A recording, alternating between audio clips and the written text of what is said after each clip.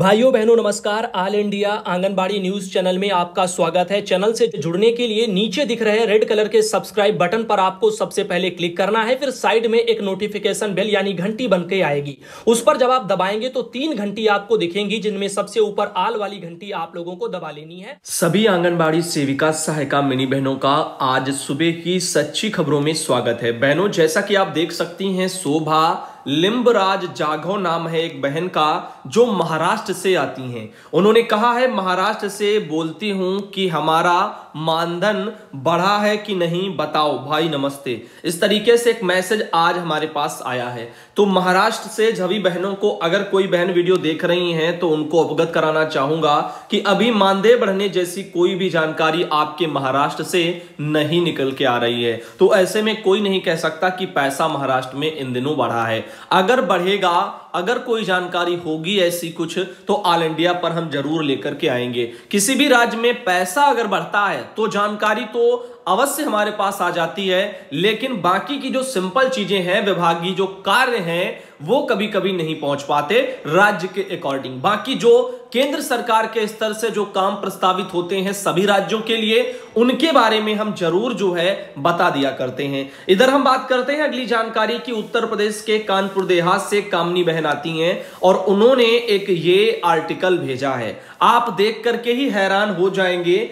10 कार्यकर्ता और 4 सहायिका यानी 14 बहनें हैं हमारी, जिनका की मानदेय रोक दिया गया है। आइए कारण देखते हैं क्यों इनका मानदेय रोका गया है। तो गड़बड़ी की शिकायतें मिलने पर शनिवार को डीएम व सीडीओ ने उन्हीं के निर्देश पर 87 आंगनबाड़ी केंद्रों का औचक निरीक्षण किया गया, जिसमें से 10 जो है आंगनबाड़ी कार्यकर्ता और 4 सहायिका वहां पर अनुपस्थित मिली हैं। सभी का मानदेय रोक करके स्पष्टीकरण तलब किया गया है। कार्यकर्ता और सहायिका की अनुपस्थिति के संबंध में सीडीपीओ और सुपरवाइजर का भी जवाब तलब किया गया है। जिला कार्यक्रम अधिकारी राकेश यादव ने बताया कि शनिवार को 10 ब्लॉकों के बाल विकास परियोजनाओं से जुड़े 87 आंगनबाड़ी केंद्रों का औचक निरीक्षण किया गया। इसमें ब्लॉक मैथा है, संदलपुर है, झिंझक है, रसूलाबाद है, मलासा है। इन पर स्थित 10 केंद्रों पर कार्य करने वाली जो कार्यकर्ती हैं वो नदारद मिली हैं। इस पर जो है गडरियनपुर वगैरह जो पड़ता है, वहां की कार्यकर्ता पूनम और कौर सुल्तान की सुषमा देवी, हवासपुर की विमलेश परजनी एवं एक जो है रानी शर्मा, और थानापुरवा की केला देवी, गुंदार की और सोनी और महुलिया की पुष्पा देवी, और गुंडिया मऊ की पुष्पा, और जो यहाँ पर बमनौती वगैरह की मिथिलेश कुमारी, इनसे जवाब तलब किया गया है। इसके साथ ही कौरू मिर्जापुर की सहायिका सोनकली और हवासपुर की भाग्यवती और खानपुर की 2 चुन्नी बेगम और परजनी की 2 सहायिका यानी शीला देवी, और ये इनसे भी जवाब तलब किया गया है। तो 10 आंगनबाड़ी और 4 सहायिकाओं से जवाब तलब किया गया है। 87 आंगनबाड़ी केंद्रों का अधिकारियों ने अचानक औचक निरीक्षण वहां पर किया है। तो आप देख सकते हैं, राज्य मंत्री के औचक निरीक्षण में बंद मिला आंगनबाड़ी केंद्र। तो हमेशा कहता रहता हूं बहनों, आप अपना सेंटर खोलते रहिए। इन दिनों चेकिंग हो रही है और अगर आपका केंद्र बंद पाया गया तो फिर कार्रवाइयां होने में देर नहीं लगेगी। जिला कार्यक्रम अधिकारी के निरीक्षण में कार्यकर्ता मिली नदारद और अकबरपुर में आंगनबाड़ी केंद्र में लटकता ताला व मौजूद राज्य मंत्री प्रतिभा शुक्ला। तो आप देख रहे राज्य मंत्री प्रतिभा शुक्ला है वहां पर, और कार्यकर्ता बहन का सेंटर बंद है, वो यहां से नदारद मिली। अब ऐसे में ये देखिएगा, कानपुर देहात का पूरा मामला है। स्पष्टीकरण तलब करने के निर्देश तो सबको दे ही दिए गए हैं, वहीं पर इसके अलावा मानदेय रोकने के भी जो है यहां पर आदेश दे दिए गए हैं। अब देखो, उन्होंने कहा है कि प्राथमिक विद्यालय में बच्चों से पढ़वा कर भी देखा, व्यवस्था सही चल रही है कि नहीं। वहीं जिला कार्यक्रम अधिकारी के निरीक्षण में कई कार्यकर्ता और सहायिका भी अनुपस्थित देखने को मिली है। तो ऐसा कोई भी बहनें ना करें। इधर गवर्नमेंट ऑफ यूपी ने एक ट्वीट किया है कि अब हर जिले में साइबर थाना खोला जाएगा। आइए देखते हैं और समझते हैं साइबर थाना आखिर होता क्या है और इससे मदद क्या मिलेगी। तो यूपी के सभी जिलों में जल्द बनाए जाएंगे साइबर थाने। सीएम ने पुलिस मुख्यालय से मांगा है इसके लिए प्रस्ताव। 18 जिलों में साइबर थाने हैं प्रदेश में। 600 करोड़ रुपया का खर्चा आएगा नए थानों की स्थापना में। 18 डिजिटल फॉरेंसिक लैब की स्थापना का लक्ष्य है 2 साल के अंदर। बाकी और बताते हैं आपको इसमें सब कुछ है क्या। तो देखिएगा यहां पर हरियाणा के सूरजकुंड में आयोजित चिंतन शिविर से लौटते ही सीएम योगी आदित्यनाथ ने शनिवार को गृह विभाग की बैठक बुला करके प्रदेश के सभी जिलों में जल्द से जल्द साइबर थाने खोलने के निर्देश दिए हैं। उन्होंने पुलिस मुख्यालय और गृह विभाग से इस संबंध में प्रस्ताव तैयार करने को कहा है। वर्तमान में लखनऊ और नोएडा पुलिस कमिश्नरेट समेत 18 जिलों में साइबर थाने हैं। इसके साथ ही सीएम ने ड्रग्स और अन्य मादक पदार्थों की तस्करी के खिलाफ और तेजी से अभियान चलाने के लिए तस्करी के लिहाज से संवेदनशील जिलों में खुफिया विभाग को भी और अधिक सक्रिय करने के भी निर्देश दिए हैं। सीसीटीवी लगवाने की मुहिम चलाएं, इसके लिए बोला है। महिला सुरक्षा और अपराध नियंत्रण से सीसीटीवी कैमरे की अहम भूमिका निभाई है। बड़ी संख्या में व्यापारी सीसीटीवी कैमरे लगाने से सहयोग उनको हुआ है और इस मुहिम का रूप देना इसको और होगा और अंतर्विभागीय समन्वय से जो है कन्वर्जेंस के माध्यम से वित्त प्रबंधन करते हुए ज्यादा से ज्यादा शहरों में सेफ सिटी बनाने की कोशिश की जा रही है और इस तरह से उन्होंने सारी चीजों को बताया। तो सीसीटीवी वगैरह लगेंगी और पिंक जो है टाइलट जो यहाँ पर टाइटल लिखा गया है और बसों में पैनिक जो है बटन, इस तरह से सारी चीजें वहां पर देखने को आपको मिल जाएंगी। उपकरण या फिर ट्रेनिंग जैसी पुलिस की सभी जरूरतों की पूर्ति तत्काल कराई जाए।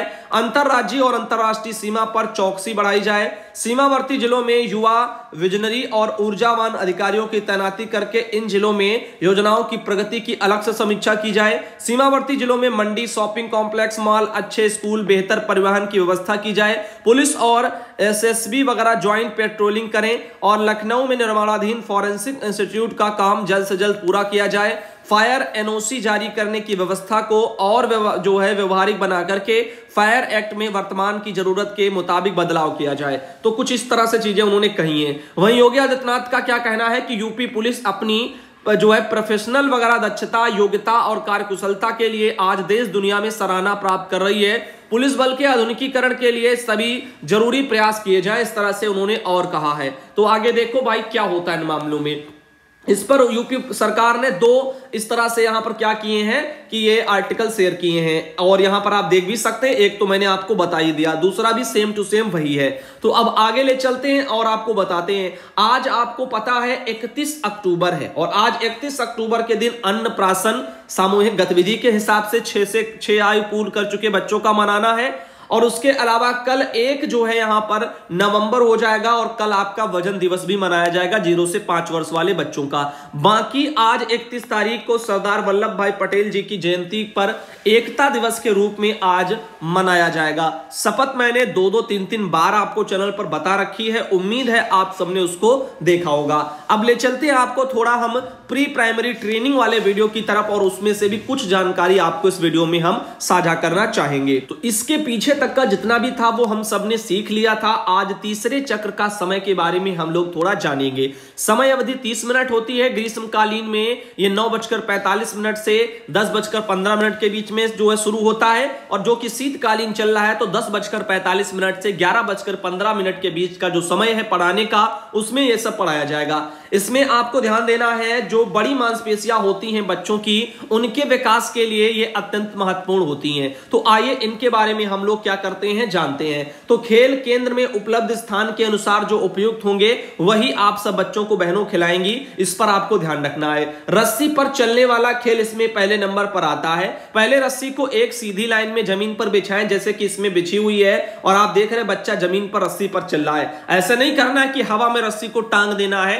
हवा में नहीं टांगना है, ये जमीन पर रस्सी रखी हुई है। वो खेल दिखाने आते हैं ना वो लोग तो अपना हवा में बांध लेते हैं, उन पर चलते हैं, वो नहीं करवाना है। तो ध्यान देना, इसको जमीन पर रस्सी को ऐसे जो है बिछा देना है सीधे सीधे और उस पर बच्चा चलेगा। फिर बच्चे को एक कतार में खड़ा करके उन्हें कहें कि वह जैसा कर रही है बच्चे भी जो है वैसे ही करें, यानी वो भी इसी तरीके से कतार में रस्सी पर चलें। जब बच्चे उनके पीछे पीछे रस्सी पर चलने लगेंगे तो उन्हें वापस अपनी जगह पर खड़े होने के लिए भी बोलें। तो इस तरह से बच्चा क्या करेगा, सीख जाएगा कायदा सीधी लाइन में रेखा में चलना।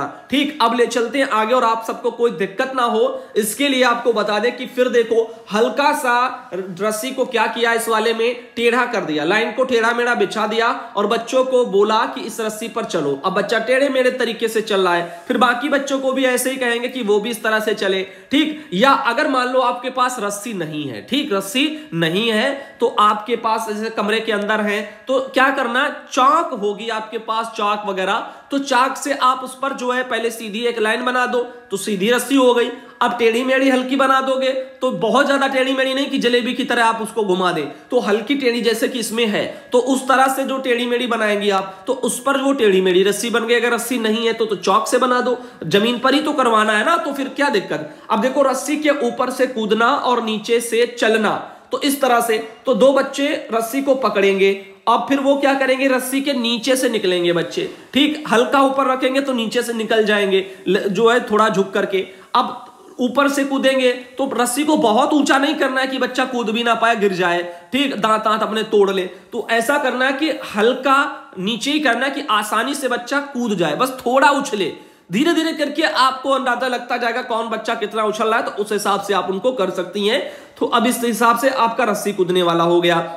इसी प्रकार रस्सी को नीचे रखेंगे, कठिनाई का स्तर थोड़ा बढ़ा देंगे, बच्चा और थोड़ा लेटे लेटे रस्सी के नीचे से निकलेगा। जैसे आपने देखा होगा मिलिट्री वालों की जब ट्रेनिंग होती है तो तार लगे होते हैं, नीचे से वो निकलते हैं जो है बिल्कुल जो जमीन में लेटे लेटे एकदम से, तो ऐसे चीजें हो जाती हैं। गेंद का देखो खेल, अब गेंद वाले खेल कैसे होते हैं, तो बच्चों को एक लाइन और एक गोले में खड़ा कर दें और उनसे कहें, उनको बताएं कि अपने बाएं या अपने दाएं तरफ खड़े जो साथी हैं उनको दोनों हाथों से गेंद आपको देनी है। ठीक, तो अपने साथी को गेंद देंगे और जब तक सभी को गेंद जो है पास करने का अवसर ना मिल जाए, इस तरह से गेंद एक दूसरे को देते रहेंगे। तो देखो पहले तो क्या हुआ, इस तरह से यहां पर पहले चित्र में देखो यहां पर खड़े हुए हैं, ठीक, तो सामने सामने है, गोला बना लिया। फिर देखो ऐसे खड़े हैं तो उल्टा करके दे रहे हैं अपने वाले साथियों को, यानी दिख नहीं रहा आपके पीछे कौन पकड़ रहा है, तो आगे वाला तो देख, इसके पीछे वाला तो देखेगा कि हाँ पीछे वो गेंद पकड़ा रहा है, लेकिन जो दे रहा है ना उसको कुछ नहीं दिखाई दे रहा, पीछे हाथ किए है गेंद दे रहा है। तो ऐसे भी आप बच्चों को करवा सकते हैं, इसमें बच्चों को ज्यादा मजा आएगा। और फिर एक ये है देखो, अपने पीछे खड़े बच्चों को अपने पैरों के बीच से गेंद पास करवाए, जैसे कि ये बच्चा देखो है अपने जो दोनों हल्के से पैर फैलाए हैं कि गेंद उसमें से निकाल लें। अब फिर उसके बाद पैरों के नीचे से गेंद पकड़ा रहे हैं, पीछे वाला बच्चा पकड़ लेगा। ऐसे इस वाले खेल में भी बहुत मजा आएगा बच्चों को। फिर आती है मेढक दौड़, तो मेढक दौड़ कैसे होती है उसको देखो, इसमें पर्याप्त दूरी बनाते हुए जमीन पर दो लाइनें आपको बना लेनी होती हैं। तो और फिर जो है उसमें क्या करना होता है, बच्चों को जमीन पर बनी हुई लाइनों पर एक कतार में खड़े होने के लिए कहना होता है और फिर दूसरी वाली लाइन पर खड़े होकर के बच्चों से कहें कि मेढक की तरह कूदते हुए अपनी दौड़ लगाएं। तो जो लाइन आपने खींच ली है उसी पर बच्चा क्या करेगा, मेढक की तरह थोड़ा थोड़ा फुदक फुदक करके आगे के लिए अपनी लाइन पर जो सीधी रेखा में बढ़ता चला जाएगा। फिर देखो हम बाजार जाएंगे, एक इस तरह से है कि बच्चों को गोले में खड़ा करके एक पीछे एक दौड़ने के लिए कहें और बच्चे जब दौड़ रहे हो बोले कि हम बाजार जाएंगे और बच्चे कहेंगे कि ढेर जलेबी लाएंगे। इस तरह से आप बच्चों को करवा सकती हैं कि बच्चे को एक गोले में खड़ा कर दो और एक के पीछे एक दौड़ने के लिए भी कह दो और जो दौड़ेगा वो बोलेगा कि हम बाजार जाएंगे और जो बच्चे बाकी के होंगे वो कहेंगे ढेर जलेबी खाएंगे। तो इस तरह से, ठीक, और फिर एक संख्या में बोले जैसे कि 2 या 5 और बच्चों को उनके संख्या का दल बनाने को कह दें, तो ग्रुप वाइज फिर इन चीजों को करवाओ। फिर देखो दीदी दीदी किसकी चाल, एक ये वाला रहेगा, तो बच्चों को एक लाइन में खड़े होने के लिए कहना है, ठीक, एक लाइन में खुद बच्चों के सामने भी आप खड़ी हो जाएं और फिर बच्चे पूछेंगे कि दीदी दीदी किसकी चाल, तो और आप जो है जिस पशु या पक्षी का नाम लेंगी उसी की चाल की नकल बच्चा करते हुए आगे बढ़ेगा। तो ठीक, आप कहेंगी बंदर चाल तो बंदर की तरह उछल उछल के जाएगा, मेढक चाल तो मेढक की तरह जाएगा, तो जिसकी भी चाल आप कहेंगे तो उस तरह से बच्चा जाएगा। फलों का सलाद, इसके बारे में आते हैं, तो बच्चों को एक गोले में खड़े होने के लिए कहेंगे और बच्चों की संख्या के अनुसार 2 या 4 बच्चों को एक फल का नाम आप दे देंगी। फिर बच्चों को निर्देश देंगे कि जिस फल का आप नाम बोले बस उसी फल के बच्चे अपनी जगह बदलेंगे। अगर आप फलों का सलाद बोले तो सभी बच्चे अपनी जगह बदलेंगे, क्योंकि सलाद में सब आ जाते हैं। और वरना जिस फल का नाम लिया जाएगा, जिन बच्चों के आपने नाम दे दिए फलों के हिसाब से, तो वही फल वाले नाम के बच्चे आगे आएंगे। बच्चे याद रखेंगे इसमें कि हाँ उनका क्या नाम था, कौन से फल के आधार पर। जैसे किसी का नाम आपने सेब रख दिया, किसी का केला रख दिया, तो जो सेब या केला वाले होंगे आप कहेंगे सेब केला वाले आगे हैं, तो सेब केला वाले आगे बच्चे आ जाएंगे। तो बच्चों को बोलो कि आपका ये नाम है, इसको याद रखना, जब आपका नाम लिया जाए सेब या केला तो आपको आगे आना है। तो ऐसे भी ये होगा। सुरंग का एक खेल होता है, एक समान लंबाई के बच्चों के 7 से 8 जोड़े आपको बना लेने हैं, हाथ पकड़ते हुए हैं, और उनके एक लाइन में खड़े होने के लिए उनको कह देना है। सभी एक लाइन में बराबर जो दोनों तरफ से खड़े हो जाएंगे। जोड़े में खड़े बच्चों को एक दूसरे की ओर मुड़कर के खड़े होने के लिए कहना है, सामने सामने फेस टू फेस। और फिर उन बच्चों को एक टनल बनाने के लिए कहना है, यानी ऊपर से सर में सर अपना मिला लेंगे ऊपर से, ठीक, और हाथ में हाथ उनके जो है रख लेंगे एक दूसरे के कंधे पर। तो इस तरह से क्या होगा, ऊपर से पूरा बंद हो जाएगा, अंदर से एक टनल जैसी बन जाएगी, सुरंग जैसी। अब अन्य बच्चों को टनल के नीचे से एक एक करके जाने के लिए कहेंगे, तो उसी में से निकलेंगे। खेल में कठिनाइयों के स्तर को बढ़ाने के लिए टनल बना करके खड़े बच्चों को धीरे धीरे टनल की ऊंचाई कम करने के लिए आपको कहना होगा। तो देखो आपने देखा होगा, जैसे आंगनबाड़ी बहनों का ट्रेनिंग चल रहा था उस टाइम पर बहुत सारे ऐसे वीडियो हमने दिखाए भी थे। बहनें इसी तरह वाले खेलों को करती थी, उसके अंदर से निकलती हुई जाती थी। बहुत सा आप लोगों ने देखा होगा। अब देखो यहां पर ये एक आता है हाफ स्कॉच वगैरह, तो ये वाली जो है इनको हम अगले वीडियो में शामिल करेंगे। हाफ स्कॉच क्या होता है, ये बहुत ही महत्वपूर्ण आपके खेल हैं जो बच्चों को आंगनबाड़ी केंद्रों पर अगर आप करवाएंगी तो एक गुणवत्ता में अलग ही लेवल का बदलाव देखने को आंगनबाड़ी में मिलेगा। तो अब आपको अगले वीडियो में हम मिलते हैं आगे की जानकारियों के साथ में, और उम्मीद करते हैं कि आप लोग वीडियो को मिस नहीं करेंगे। इन सभी वीडियो को समय निकाल करके देखेंगे, भले ही अच्छा ना लग रहा हो लेकिन फिर भी देख लीजिए, क्योंकि बहुत कुछ है जो आपके काम का इसमें है, और वो आपको ट्रेनिंग में नहीं मिल सकता, वो आपको केवल यही मिल रहा है। तो उम्मीद है कि आप इनको देखें, सीखें, और अगर कहीं सुधार की जरूरत है तो उनमें सुधार भी आप